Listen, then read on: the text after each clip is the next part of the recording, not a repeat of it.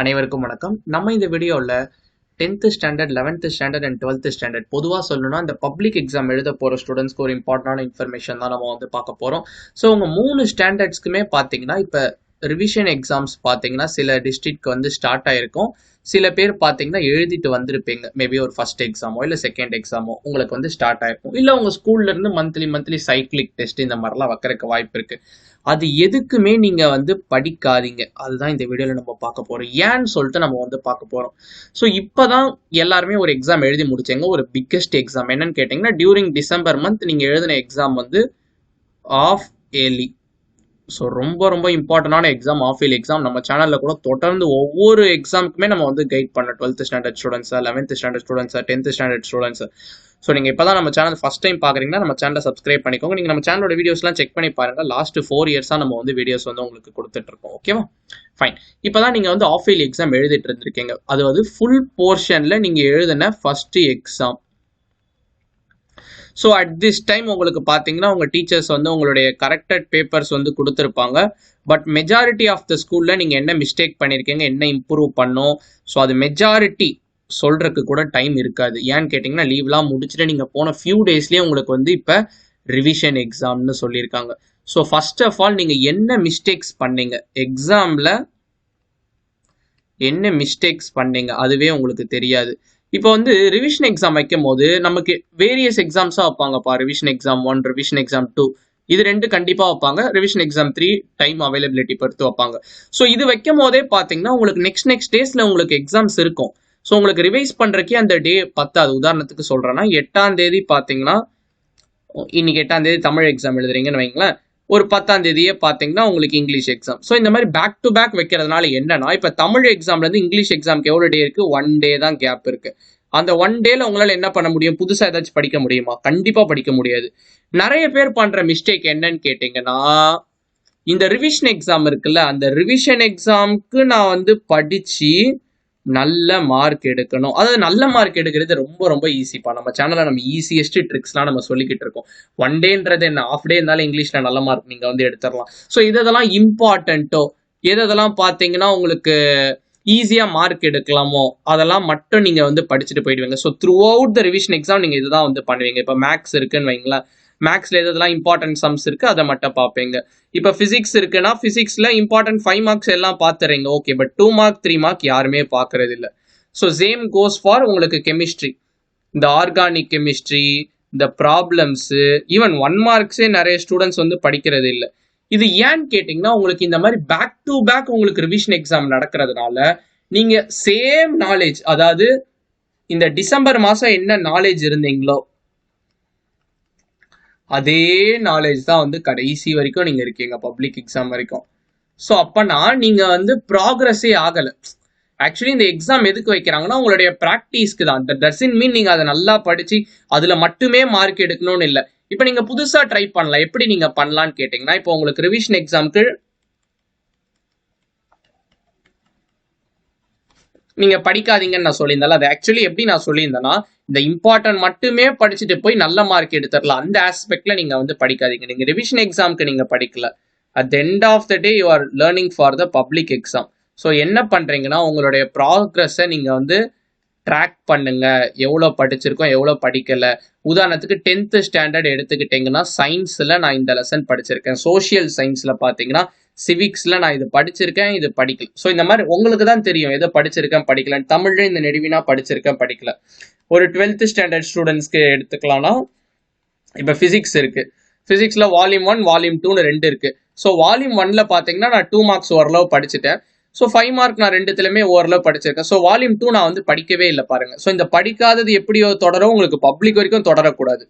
நீங்க படிக்கலன்னு உங்களுக்கு தெரியுது. ஸோ அதனால அதை நீங்க ட்ராக் பண்ணணும். ஸோ இந்த மாதிரி எல்லா சப்ஜெக்ட்டுமே நீங்க ரிவிஷனுக்கு மார்க் எடுக்கணும்னு படிக்காதீங்க, பப்ளிக் எக்ஸாமும் ஃபோக்கஸா வச்சு படிங்க.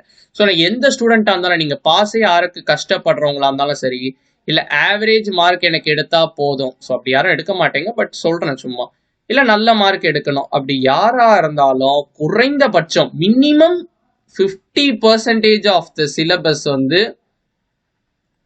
ஃபுல்லா கவர் பண்ணும்.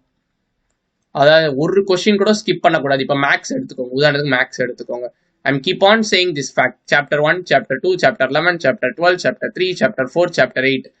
இந்த 7 லெசன் பார்த்தீங்கன்னா நீங்கள் ஸ்கிப்பே பண்ணக்கூடாது. ஓகேவா? ஸோ அதாவது எல்லா சம்மே நீங்கள் வந்து போட்டு பார்த்துருக்கணும். ஸோ அந்த மாதிரி பார்த்தீங்கன்னா உங்களுக்கு ஃபிசிக்ஸ்லுமே சில லெசன்ஸ் இருக்குது. 1, 2, 5, 8 அண்ட் தென் பார்த்தீங்கன்னா நெக்ஸ்ட் உங்களோட ஈஸியான லெசன்ஸ் நீங்கள் எடுத்துக்கலாம். 6 சில பேர் ஈஸியாக ஃபீல் பண்ணுவீங்க. 4th லெசனில் செகண்ட் ஹாஃப் ஈஸியாக ஃபீல் பண்ணுவீங்க. ஸோ இந்த மாதிரி ஈஸியான லெசன்ஸ் நீங்கள் வந்து கம்ப்ளீட்டாக படிக்கணும். படிக்கிறீங்கன்னா புக் பேக்கில் இருக்க எல்லாமே, புக்கிங்கில் என்னென்ன லாஸ் இருக்குது, என்னென்ன ப்ராப்ளம்ஸ் இருக்குது. இந்த 1, 2லாம் பார்த்தீங்கன்னா அதிகமாக ப்ராப்ளம் கேட்கக்கூடிய ஏரியா. அடுத்து 10வது சாப்டர் இங்கெல்லாம் உங்களுக்கு ப்ராப்ளம்ஸ் அதிகமாக வரும். ஸோ இது எல்லாமே நீங்கள் வந்து கண்டுபிடிங்க. You are learning for the public exam. So நீங்கள் உங்களுடைய ஓன் ட்ராக்ல நீங்கள் போங்க. நம்ம ஆஃப் இயர்லியே நம்ம பாஸ் ஆகிட்டோயா, பாஸ் ஆகிறது ரிவிஷன்ல பாஸ் ஆகிடலாம், அதில் பிரச்சனையே இல்லை. ஸோ நீங்கள் என்ன பண்ணுறீங்கன்னா உங்களுடைய அல்டிமேட் டார்கெட் என்னவா இருக்கணும்னா இந்த பப்ளிக் எக்ஸாம் 2025 தான் இருக்கணும். ஓகேவா? ஸோ நிறைய பேர் பண்ணுற மிஸ்டேக் இதுதான். ஸோ ரிவிஷனில் மார்க் எடுக்கணும்னு சொல்லிட்டு அண்ட் சில பேர் என்ன பண்ணுவாங்கன்னா டியூஷன் டெஸ்ட்டு, ஸோ அப்படி போட்டு கன்ஃபியூஸ் உங்களை I can understand. As a board exam எழுதுகிற ஒரு 10th ஸ்டூடெண்ட்டாக, ஒரு 12th ஸ்டூடெண்ட்டாக, ஈவன் ஒரு 11th ஸ்டூடெண்ட்டாக உங்களுக்கு எல்லா சைட்லேருந்தும் உங்களுக்கு வந்து ப்ரெஷர் வரும். But at the end of the day what மேட்டர்னா உங்களுடைய ஓன் ப்ரிப்பரேஷன், நீங்கள் எந்த அளவு படிச்சிருக்கீங்கன்ற ட்ராக்கிங் தான் உங்களுக்கு ரொம்ப முக்கியம். எது படிச்சிருக்கோம் எது படிக்கலன்னு தெரிஞ்சுக்கிறதே ஒரு மிகப்பெரிய அறிவு, தெரியுமா? நிறைய பேர் அவன் எது படிச்சிருக்கான் என்ன படிக்கலன்னே அவனுக்கு தெரியாமல் இருக்கும். ஸோ இப்போ நான் என்ன சஜஸ்ட் பண்ணுவேன்னா, இப்போவே இந்த வீடியோ பார்த்தோன்னே ஒவ்வொரு சப்ஜெக்டுக்கும் எடுங்க. இப்போ வந்து இங்கிலீஷ் எடுத்துக்கிட்டிங்கன்னா நான் எத்தனை பேராகிராஃப் படிச்சிருக்கேன், ஷார்ட் ஆன்சர்ஸ் என்ன படிக்காமல் இருக்கேன், ஸோ கிராமரில் பார்த்தீங்கன்னா என்னென்ன படிச்சிருக்கேன், என்னென்ன படிக்காமல் இருக்கேன், ஒரு செக் லிஸ்ட் மாதிரி எழுதி வச்சுக்கோங்க. ஸோ இது எழுதுறதுக்கு ஒரு நாள் கூட நீங்கள் ஸ்பெண்ட் பண்ணிக்கலாம், ஒன்றும் தப்பு கிடையாது. இங்கிலீஷ் மட்டும் இல்லை, ஒரு ஃபிசிக்ஸாக இருக்கட்டும், இல்லை ஒரு 10th ஸ்டாண்டர்டாக இருந்தீங்கன்னா ஒரு சோஷியல் சயின்ஸாக இருக்கட்டும், ஒரு மேக்ஸாக இருக்கட்டும், என்னென்ன படிச்சிருக்கீங்க என்னென்ன படிக்கலைன்னு தெரிஞ்சாதான் நம்ம எப்படி ஷெட்யூல் பண்ணுறது எல்லாமே பண்ண முடியும். ஓகேவா? நான் என்ன சொல்கிறேன்னா, ரிவிஷன் எக்ஸாம் ஒரு 3 மணி நேரம் உங்களுக்கு எக்ஸாம் எடுக்குதா, சும்மா எக்ஸாம் எழுதிடுங்க. நீங்கள் வாட்டில் உங்கள் ஓன் ப்ரிப்பரேஷன் போய்கிட்டே இருங்க. ஓகேவா? ஸோ அதில் எந்த வித இதுவும் நீங்கள் பாதிப்பு கொள்ள வேணாம். நீங்கள் வந்து ஓன் ப்ரிப்பரேஷனும் பண்ணாமல் இருந்து ரிவிஷனும் மார்க் எடுக்காமல் இருந்தீங்கன்னா அதுக்கு நான் பொறுப்பு இல்லை.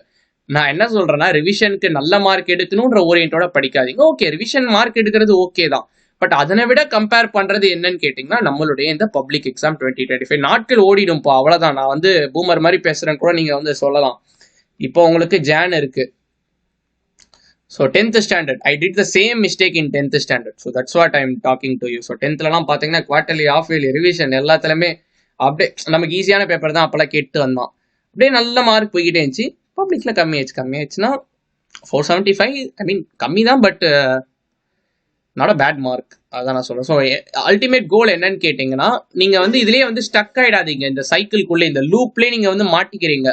படிச்சதே படிச்சுட்டு இருக்க லூப்ல எப்போ பார்த்தாலும் ஆக்சியல் லைன், எப்போ பார்த்தாலும் ஈக்குவட்டோரியல் லைன், எப்போ பார்த்தாலும் உங்களுக்கு cos of alpha plus beta, எப்போ பார்த்தாலும் sin of alpha plus beta. அதை வந்து விடுங்கன்றேன். இப்போ ஜான்ல ரிவிஷன் இருக்கும், ஃபெப்லயுமே ரிவிஷன் இருக்கும், ஃபெப் பாதி வரைக்கும் உங்க மேபி ரிவிஷன் இருக்கலாம். அடுத்து உங்களுக்கு ப்ராக்டிக்கல் எக்ஸாம் வந்துடும். இப்போ காமர்ஸ் ஃப்ரெண்ட்ஸுக்கு பிரச்சனை இல்லை, அவங்களுக்கு என்ன ப்ராக்டிக்கல் இல்லை. நம்ம சயின்ஸ் குரூப் ஸ்டூடெண்ட்ஸ்க்கு என்னது, உங்களுக்கு சிஎஸ் ஒயிட் கலர் சூஸ் பண்ணிட்டேன். எனிவே உங்களுக்கு சிஎஸ்ன்னு ஒரு சப்ஜெக்ட் இருக்கு, உங்களுக்கு ஃபிசிக்ஸ்னு இருக்குது, கெமிஸ்ட்ரின்னு இருக்குது, பயோ பசங்களுக்கு பயாலஜி இருக்குது. ஸோ இப்படி உங்களுக்கு ப்ராக்டிக்கல் எக்ஸாம் ஸ்டார்ட் ஆக ஆரம்பிச்சிடும். இப்போவே திரும்ப சொல்கிறேன், அடுத்த ஹால் டிக்கெட் கொடுக்குறது, இப்படி ஒவ்வொரு இன்சிடெண்ட்டாக நடக்கும். ஸோ அதனால பார்த்துக்கோங்க, டைம் கம்மியாக தான் இருக்குது. நம்ம சேனல்லையும் எவ்வளோ முடியுமோ நம்ம வந்து உங்களுக்கு வந்து வீடியோஸ் வந்து கொடுக்குறோம். நீங்கள் எப்படி படிக்கலாம், எப்படி உங்களுக்கு யூட்டிலைஸ் பண்ணலாம். ஸோ வீக்லி நீங்கள் என்ன பண்ணுறீங்கன்னா, Saturday Sunday any one day ரிவிஷனுக்காக மட்டும் நீங்கள் வந்து ஸ்பெண்ட் பண்ணுங்க. அதே மாதிரி பார்த்தீங்கன்னா, இப்போ டெய்லி எல்லா சப்ஜெக்டையும் போட்டு குழப்பிக்காதீங்க. மண்டே படிக்கிறீங்கன்னா, இன்னைக்கு தான் மண்டேன்னு வச்சுக்கோங்களேன் எக்ஸாம்பிள், நான் வந்து 1 மணி நேரம் நான் வந்து ஃபிசிக்ஸ் படிக்கிறேன், நான் 1/2 மணி நேரம் பார்த்தீங்கன்னா மேக்ஸ் படிக்கிறேன். இது பார்த்தீங்கன்னா செட் ஆகாது.